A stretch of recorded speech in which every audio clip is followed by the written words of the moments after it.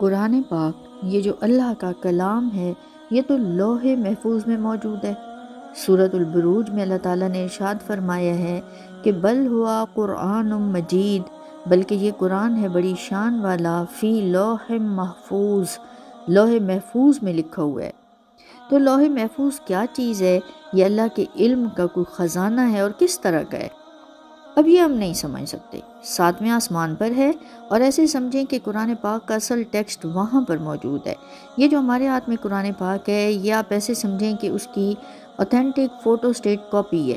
شب قدر میں یہ پورا قرآن لوح محفوظ سے آسمان دنیا پر اکٹھا آیا تھا، جیسے سورہ قدر میں بھی ہم پڑھتے ہیں اِنَّا أَنزَلْنَاهُ فِي لَيْلَةِ الْقَدْرِ، بے شک ہم نے اس کو نازل کیا شب قدر میں۔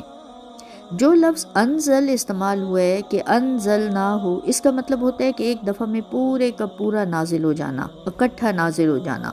جیسے کہیں کہ ایک بالٹی ہوتی ہے اور اس میں پانی پڑا ہوتا ہے، ہم اس کو پورا اکٹھا انڈیل دیتے ہیں، اکٹھا ایک ہی دفعہ میں، یہ ہوتا ہے انزل۔ قرآن پاک کے نزول کی 2 سٹیجز ہیں، لیکن ہم یہ جانتے ہیں کہ قرآن پاک تو اکٹھا ایک دفعہ نازل نہیں ہوا، یہ تو 23 سال کے عرصے میں تھوڑا تھوڑا کر کے نازل ہوا۔ تو شب قدر میں پھر قرآن کیسے نازل ہوا؟ تو بات یہ ہے کہ لوح محفوظ سے دنیا کے آسمان پر تو اکٹھا آ گیا تھا، اس کے بعد پہلے آسمان سے دنیا تک کا جو اس کا نزول ہے، دنیا میں جو اس کا نزول ہے، یہ تھوڑا تھوڑا کر کے ہوا۔ اس کو ایسے سمجھ لیں کہ قرآن کے نازل ہونے کے 2 سٹیج ہیں۔ اس کا نزول 2 قسطوں میں ہوا، 2 مرحلوں میں ہوا۔ پہلے 7ویں آسمان سے پہلے آسمان پر آ گیا، پھر پہلے آسمان سے دنیا میں بالکل اس طرح جیسے کہ بک سٹال سے کوئی 200-400 کتابیں لا کر آپ کی کسی بھی انسٹیٹیوٹ میں رکھ لیتے ہیں، اور پھر تھوڑی تھوڑی کر کے وہ کتابیں آپ لوگوں کو دیتے رہتے ہیں، اسی طرح تھوڑا تھوڑا ہو کر یہ دنیا میں نازل ہوا۔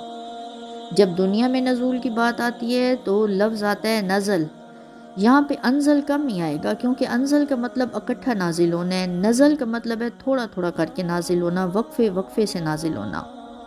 قرآن پاک کے حوالے سے اس طرح سے جب کچھ سمجھ آتی ہے، پتہ چلتا ہے، تو ایسے دل بڑا کھل جاتا ہے، بہت خوشگوار سے احساسات ہوتے ہیں، اور ایسے دل سے دعا نکلتی ہے کہ اللہ ہمیں محبت و اشنائی قرآن نصیب فرمائے، آمین ثم آمین۔